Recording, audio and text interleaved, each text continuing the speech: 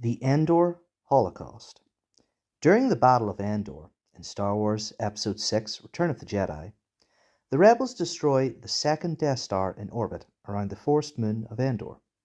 The destruction of the battle station kills the remaining Imperial forces on board and delivers an enormous blow to the Empire due to the loss of such a gigantic weapon and all aboard, the defeat of the Imperial fleet nearby, and the death of the evil Emperor Palpatine. Our heroes are celebrating, at the end, all dandy and fine now that Darth Vader has been redeemed. Add the special edition, and you get celebrations on numerous worlds across the galaxy against the Imperials, and sounds fine, right?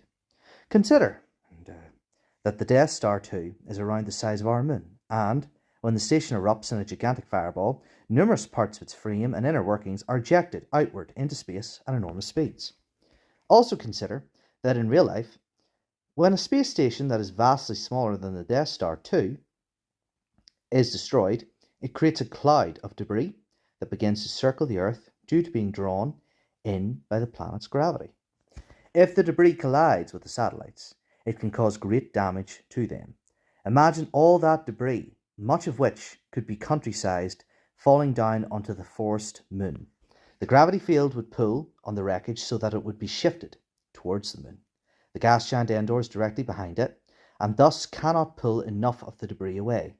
The rebel fleet is too small to create a combined shield to deflect even half the stuff, and the Imperials, even if they were helping the rebels deflect it and had all of their ships, would not be anywhere near enough to protect the moon. The resulting impacts would practically annihilate the biosphere of the moon. Enormous clouds of dust would be thrown up into the air, blocking out sunlight for many miles. This would be in turn supplemented by the forest fires caused by burning wreckage strikes.